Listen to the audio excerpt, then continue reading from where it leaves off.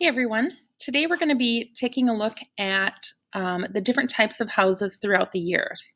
And so we're going to be starting with early American houses. And so I am going to try to get my picture out of the way here so you can kind of see the different houses as we go through them.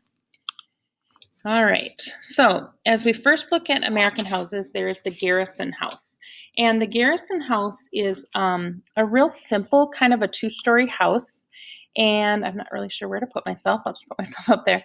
And you can see a lot of crisscrossed windows, small glass panes. Those weren't just decorative, but they were literally little small glass panes that were put together to create the home. There were also optional dormer windows, which are windows that would have something that would stick out. And it has a real steep gable roof. This is called a gable roof. A gable roof is just your basic peaked roof. All right, then we have the Salt Box. And the Salt Box is an interesting house because it is shown by its two stories on one side, one story on the other, and a very steep gable. And you might have double hung windows with shutters, so the windows that go this way instead of kind of thing back and forth like this. And it has a central chimney, and that was another common one in the 1700s to 1760. The Cape Cod is still a very popular home for small homes, especially in communities where you don't have a big lot. And this again, has a gabled roof, angled roof. It has shingles, clapboard on there, which is instead of wooden shingles or some kind of setting, it's got a clapboard. It has sash windows, again, that you take the window in, you take the window out to clean it. And it usually is a 1.5 story, so you would have an attic oftentimes up here. So it's a smaller house. 1600 to present, you're still going to see these. These are nice little cottages. Maybe a cabin up at the lake might be built in a Cape Cod style. Then we have a half timber, and a half timber home is known by some of the pieces of wood that are going, and it's actually the timber is decorative on it. It has sculptured chimneys that are different than just your basic straight chimney, brickwork as well, and very steeped gable roofs as well. And that's in the 1500s. Here we have your log cabin, and if you watch old movies, you know what a log cabin is, but it literally is, one, maybe 1.5, maybe 2 stories, or one with a loft, and it has a chimney. It's very rugged, and the entire structure is made out of logs, either squared or rounded. Spanish Mission is known in obviously the southern, southeast part or southwest part of the United States and in Mexico, and that area, it's made out of stucco or masonry, and it has that very decorative style. It's soaping, it's cement, it's terracotta, which means it has those kind of an orange style to it. Georgian home. These were homes that you may have seen in movies about the Old South on plantations. These are big, beautiful homes, and you might see them on a movie about a ranch. I watch Westerns all the time, so I've seen these. The big ranchers would have a big, beautiful home. Excuse me. And so it's got little dormers. These little things here are called dormers. It might have a balustrade right there, which is almost like a little fence around the top as a decorative. You might have 2 or more chimneys in the home to keep it warm. Palladian window, which is more of a non-opening window, but it's very decorative. These were meant to be big and beautiful and ostentatious and really to show your wealth. And they also had coins, which are these little pieces of brick that were kind of back and forth on that. And it might be brick or it might be even wood.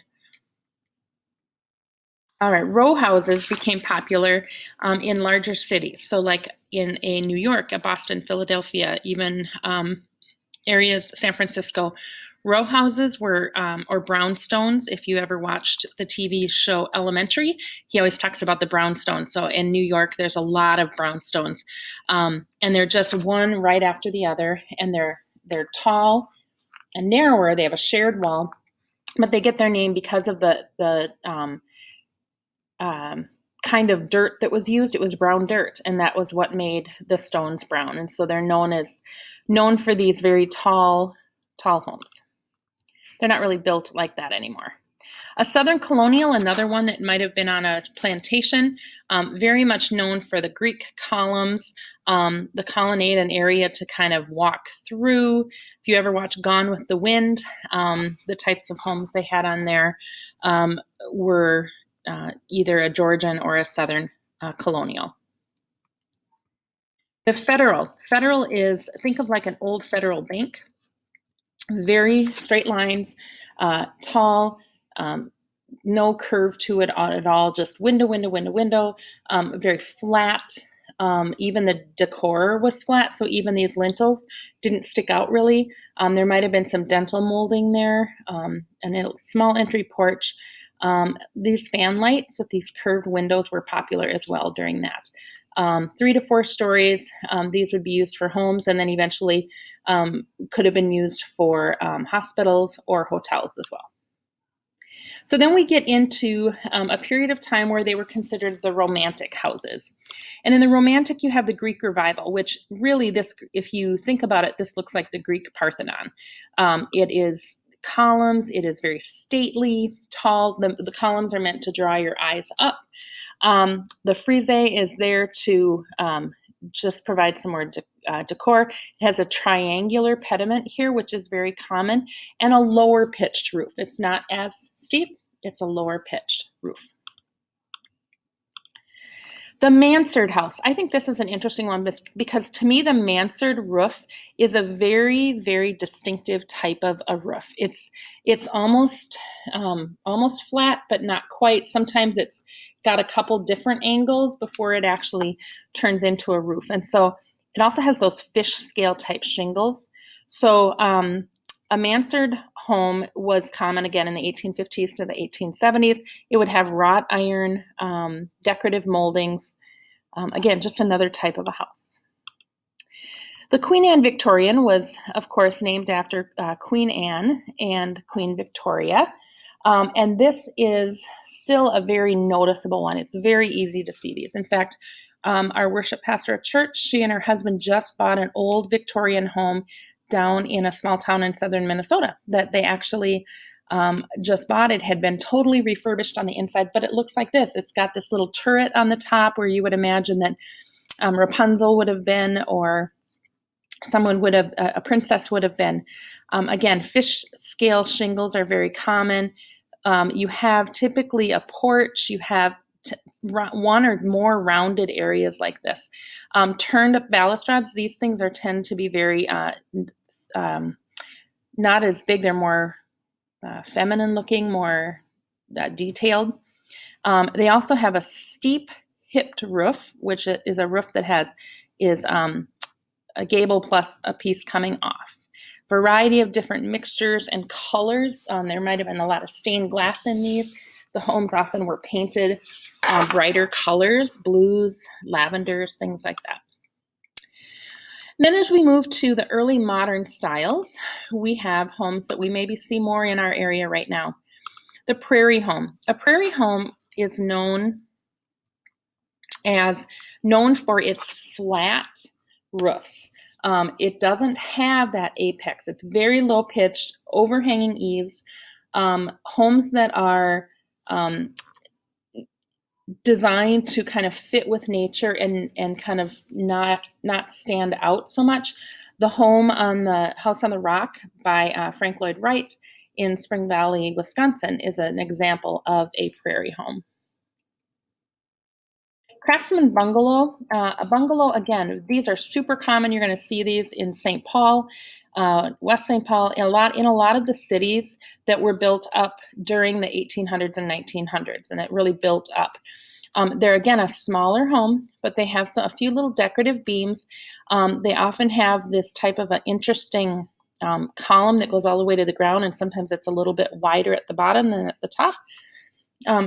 They often have a tiny little porch or built-in screened-in porch. But those are Craftsman Bungalow, and you see those around a lot as well. And somewhere I'm supposed to be able to pause this because my light just went off. So hold on.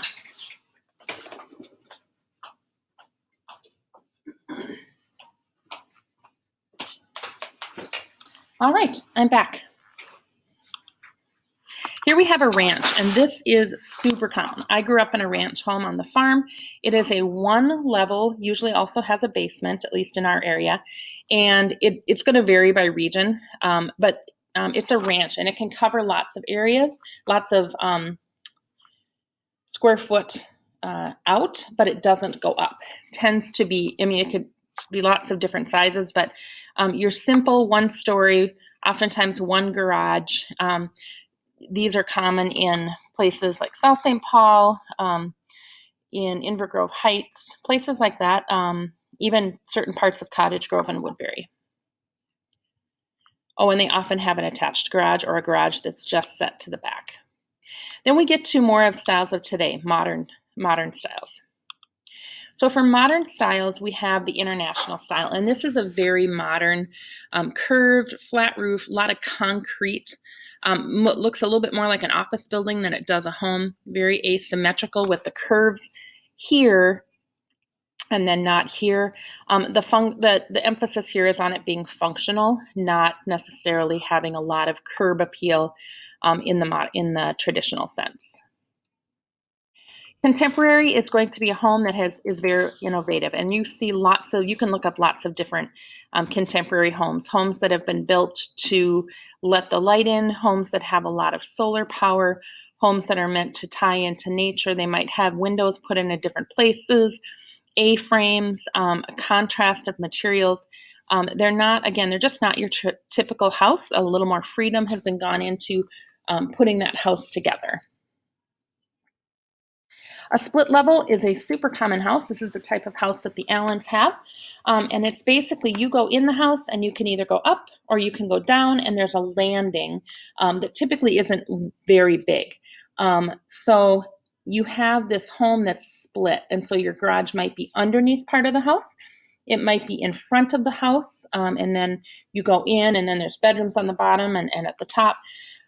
Regardless of what it is, it was an inexpensive home to build for the amount of space you got. So it was super common in the 50s, 60s, 70s. Our home was built in the late 80s, and you see these a lot in developments that were built in that time period. You'll see a lot of those just in the suburbs. You'll see them all over the place. They're a very common style of home. A transitional home is a home that kind of combines several different housing styles. It might have historic details like the windows with the fan archway and materials that are brick, and you might have concrete, you might have wood, you might have sash windows, you might have shutters, you have a porch that's common to other ones. So a transitional style there's a lot of these in the Woodbury area, in the different neighborhoods that have kind of popped up throughout Woodbury. You'll see some of these different styles of homes. So that is the end of that particular grouping of slides. So I want to make sure that you understand the names of some of those, and we'll have an activity that will go with that.